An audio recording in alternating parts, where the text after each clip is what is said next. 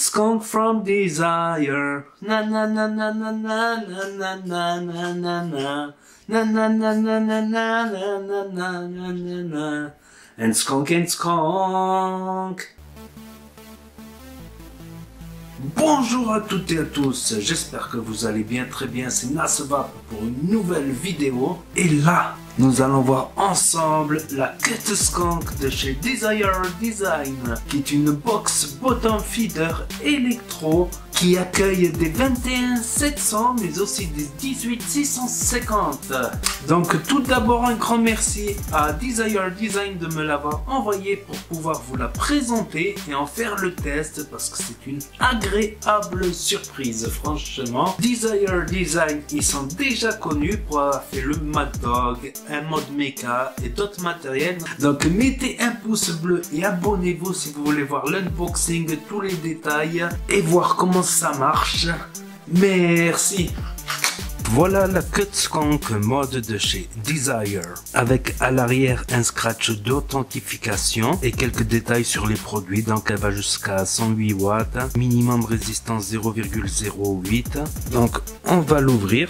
Ici il y a la box qui est enveloppée, un adaptateur pour mettre un accu en 18650, un câble USB, une carte de garantie, un manuel d'utilisation mais uniquement en anglais et en chinois. Donc voilà cette fameuse box BF avec une bottle souple, donc pas de bottle de rechange, avec une jolie gravure ici Desire Design. Voilà l'entrée USB pour les rechargements de secours ou les mises à jour, le bouton plus, moins et fire qui bouge pratiquement pas. Par contre le capot il bouge un petit peu. Donc là j'ai rajouté 4-5 petits bouts de scotch collés les uns sur les autres. Et une fois que j'ai mis ces petits bouts de scotch, et ben ça bouge plus, il n'y a plus de jeu sur le capot, légèrement en bas. Donc le pin 510 est monté sur ressort et elle a une forme assez particulière. Vous voyez ce que je veux dire? Voilà, elle est coupée ici. Donc pour la main, on peut skunker comme ça et faire fire comme ça. Ou faire fire comme ça et skunker avec le petit doigt. Pour les gauchers aussi, on peut vaper comme ça. On peut vaper avec la gâchette mais on ne verra plus l'écran. Voilà, il y a les petits logos à l'arrière. Donc à l'intérieur nous avons la bottle là qui est en silicone, assez souple, elle m'a l'air d'être d'assez bonne qualité. Voilà un plot ici pour l'accu monté sur ressort. Donc voilà, les bottles ne sont pas propriétaires, on peut y mettre n'importe quel type de bottle dedans. Nous allons tester l'adaptateur pour 18650. Donc je le mets là, je mets le moins ici et le plus là. Parce que s'il y a un dégazage, ça sera par le plus ici là. On clique 5 fois sur le bouton. Et elle s'allume. 1, 2, 3, 4. Quand on clique 4 fois, et il y a le petit logo là qui s'allume. Si on veut l'enlever, on clique 4 fois dessus. 1, 2, 3, 4. Ça marque 108 watts, mais je doute qu'avec un 18650 on puisse monter à 108 watts. À la limite avec un 21700 qui est bien chargé, il fait 3750 mAh. Donc c'est intéressant pour l'autonomie et aussi il délivre un peu plus d'ampères pour monter un peu plus haut. Il est marqué 40 ampères même si je doute que c'est 40 ampères en pulse. Faudrait que je regarde les revues de Mooch. Donc elle fait 86 mm de haut pour 44 mm de là à là et de 33 mm de là à là. Donc 5 clics pour l'éteindre, 5 clics pour l'allumer. Pour loquer les boutons, il faut rester appuyé sur plus et moins. Pour déloquer, on fait pareil, plus et moins en même temps. Voilà, sur l'écran ici, vous avez le témoin de batterie. Ici le mode TC ou wattage.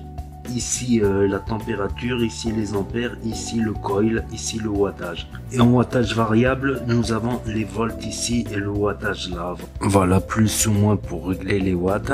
Donc quand on reste appuyé, ça va très vite. Et quand on appuie, ça va de 0,1 watt en 0,1 watt. Donc pour entrer dans les modes, nous allons faire 3 clics. 1, 2, 3.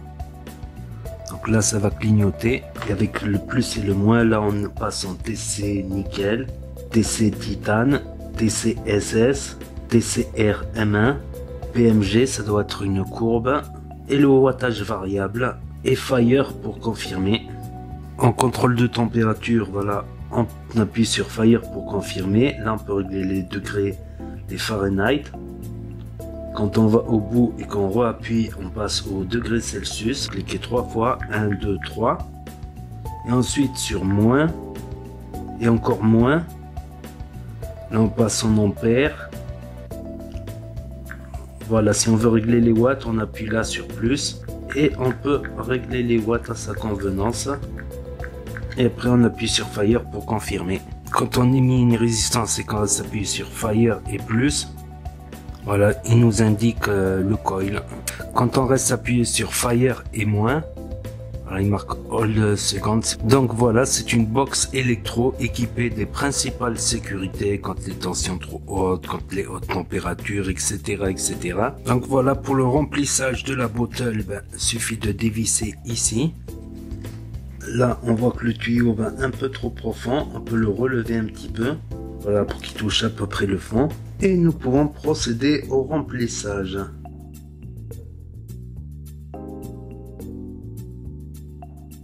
Ensuite, on la referme ici. Donc on va venir la placer délicatement. On le fait rentrer ici. Hop. Si elle est un petit peu trop longue, on peut découper un petit peu, quoi. Pour moi, là, ça va, là. Ensuite, on peut y mettre un dripper, bien évidemment, équipé d'un pin BF. Donc, évidemment, les premiers skanks, là, les premiers coups de skank, ça risque d'être de l'air qui va sortir. Ah non, directement, il y a le liquide qui remonte.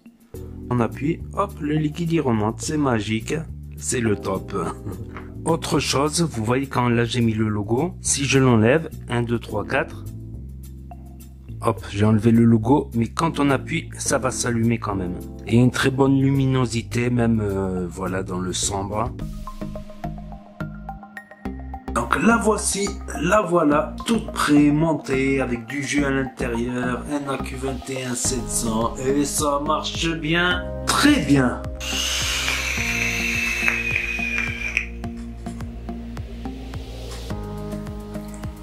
Donc elle est disponible en différentes coloris comme vous pouvez voir là. Donc vert, jaune, bleu, rouge, noir, blanche. Passons au point positif et point négatif maintenant. Elle peut accueillir du 25 mm, même plus. Il y a encore de l'espace pour 26, 27 mm. 30 mm, ça va dépasser un peu là. AQ21 700, donc c'est bien pour l'ampérage et pour le milliampérage. Donc autonomie et un peu plus de puissance. L'ergonomie, la tenue en main, que ce soit avec la gâchette ou avec le pouce, ça va pas très bien, même pour les gauchers avec le pouce ça doit passer, avec la gâchette aussi, mais ils verront pas l'écran les gauchers quoi, donc ça sachez-le quand même les gauchers. Le logo lumineux il est marrant, mais on peut l'enlever ou le remettre, mais quand on fait Fire, voilà, il va se rallumer. Moi je trouve qu'il est marrant ce petit logo ici. Donc la bottle elle est assez souple, elle est assez bien, donc quand on appuie, le liquide il monte, elle n'est ni trop dure ni trop molle, elle est parfaite, elle marche super bien cette bottle là, donc très bonne bottle dessus, mais comme c'est pas propriétaire, on peut mettre n'importe quelle bottle qu'on veut dessus de toute manière, donc c'est encore un autre point positif. Donc le capot il tient bien, franchement, faut même forcer pour l'enlever. Bon, il y avait un peu le jeu, mais je l'ai réglé là en mettant du scotch. Donc, elle clignote en rouge quand on la recharge, comme vous pouvez le voir ici, là. Et le look, la forme, franchement, on aime ou on n'aime pas. Elle respire la solidité tout en acier. Sur une table, elle est stable. C'est pas en la bougeant un petit peu par inadvertance qu'elle va tomber pour rien. De toute manière, c'est le dripper au-dessus. Le look, après, certains, ils aimeront, d'autres, ils aimeront pas. Donc, transition parfaite vers les points négatifs maintenant. Comme j'ai dit, le look, ça peut en surprendre, cette forme-là découpée, un peu une forme bizarre. Donc, ils ont des formes assez originales, voilà, ils veulent se démarquer en faisant des choses originales, au moins sur la forme, quoi. Ce capot qui bougeait, donc comme je vous ai montré en plan serré, j'ai mis 3-4 couches de scotch ici, des petits bouts de scotch, je les ai collés. Et maintenant, le capot, il bouge plus, parce que ça, c'est embêtant, ça, j'aime pas. Franchement, quand le capot, il bouge trop, comme j'ai dit, pour les gauchers, les gauchers, s'ils veulent vaper avec l'index, ils ne verront pas l'écran, mais une fois qu'on a fait les réglages, voilà, on n'a pas besoin de régler 10 fois. Et puis aussi le poids, elle pèse, vu qu'elle est toute en métal, plus l'AQ21 700, plus la bottle remplie, elle pèse quand même, elle pèse, surtout si on a un dripper qui pèse un petit peu. elle pèse 100 poids quand même. Donc si vous recherchez une box légère, ça sera pas pour vous, mais moi ça me dérange pas. Donc ça marche bien, qu'elle est solide, qu'elle est stable sur une table, qu'elle a un bon maintien en main. C'est une de mes box BF préférées. Moi qui commence à bien aimer les bottom feeders, surtout quand elles ont très peu de défauts comme ceci, quoi. Franchement, du matériel de vape comme ceci, qui marche bien, qui est solide, qui est efficace, et ben je dis bravo, chapeau.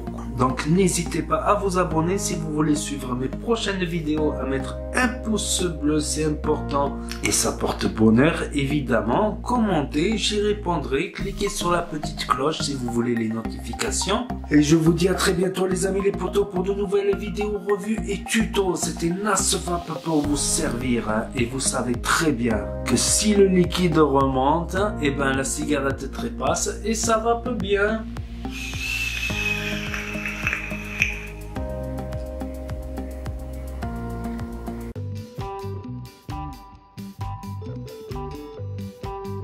Ah oui, oui, oui. Get a skunk a desire from a desire. Ah oui, oui, oui.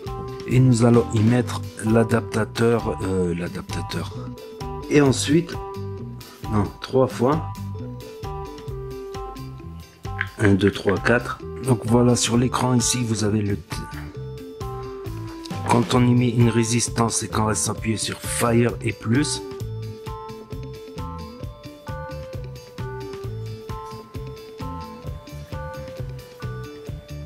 Ah oui, oui, oui. Même si vous la faites tomber, ça va pas casser le dripper. Je suis content. Surtout qu'elle est... Voilà quoi, franchement. Ah oui, oui, oui.